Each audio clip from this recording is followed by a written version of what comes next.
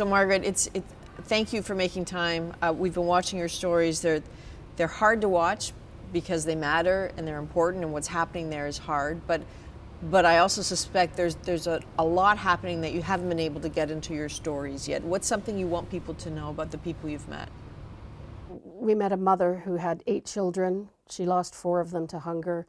And behind her, she had the kids standing behind her.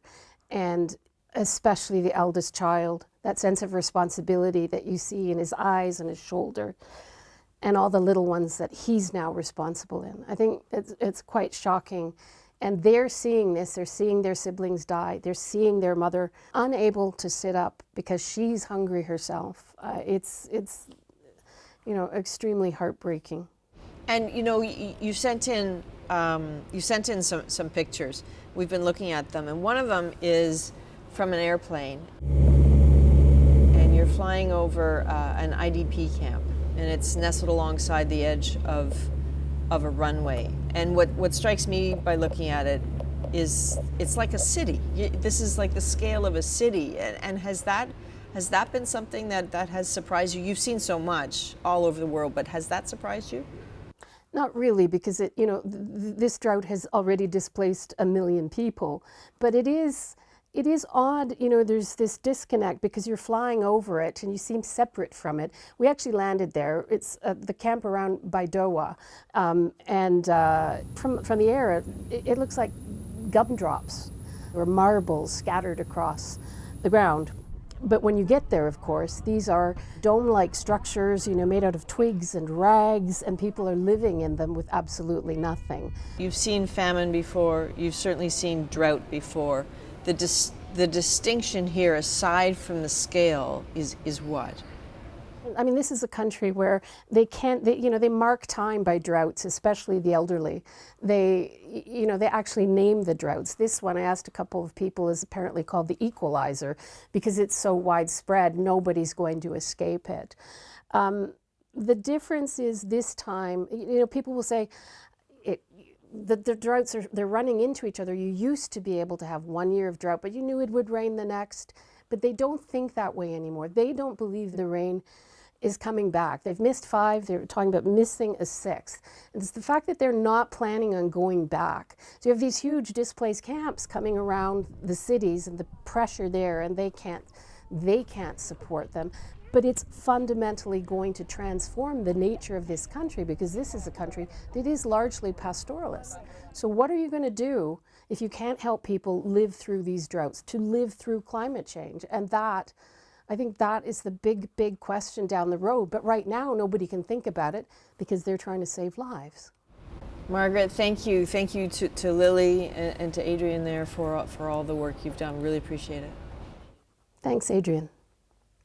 So this is all obviously hard to talk about, the pictures of little ones in so much distress. Those are very hard to see. Figuring out what can be done isn't easy either. We have all sadly been in this spot before.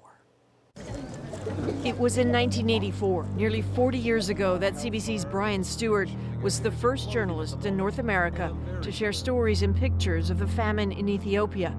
Incredibly, these people may be regarded as the lucky ones in northern Ethiopia.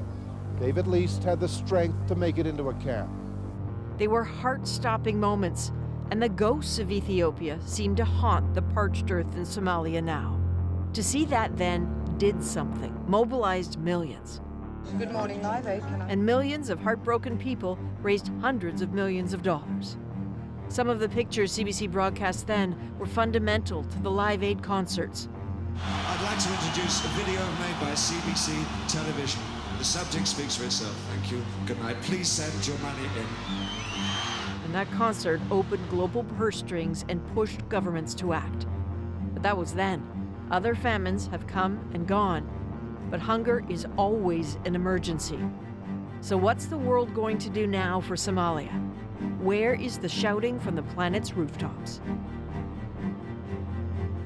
So let's talk with someone who can make a difference. Canada's Minister of International Development, Harjit Sajjan. Thank you, Minister. We've heard tonight that some fear Somalia's security situation is maybe making aid donors think twice right now.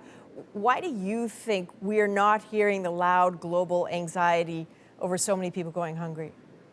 Canada is currently doing its part. For example, right now, we have allotted approximately $600 million on food security systems in Africa. Approximately 60 million strictly for Somalia, but also to support the surrounding region. But we have learned lessons from the previous famine. And I visited, for example, in Nairobi, some of the research centers where we're actually doing research on better nutritious beans, so that the food that is actually going out is more nutritious. But I go back to my first question. We're not hearing people screaming from the rooftops. Why do you think that is? I really can't answer the question for you. I wish they were. I've actually purposely made more visits in the region focused on the hunger crisis. Not just, obviously I couldn't get into Somalia because of the security situation, but I visited South Sudan, Kenya, trying to get the word out. In fact, I actually been working very closely with David Beasley from the World Food Program on trying to get this message out. But people do need to know what's taking place. But at the same time, I want to make sure Canadians know that we are stepping up, making sure that we have the funding in place. In fact, just this year alone, because of the hunger crisis, we had an off-cycle budget request that the Prime Minister and the Finance Minister approved that was announced. That was $250 million, and of which $200 million went for food security in the region. But because of the seriousness of what was taking place inside the country is the reason why we increased our support. So we do have a plan that can work, but we need to come together as a world, as you were saying, so we can end hunger and meet the sustainable development goals for 2030. Minister, thank you so much for your time. We could ask you so many more. We appreciate the time you gave us. Great, thank you for covering it.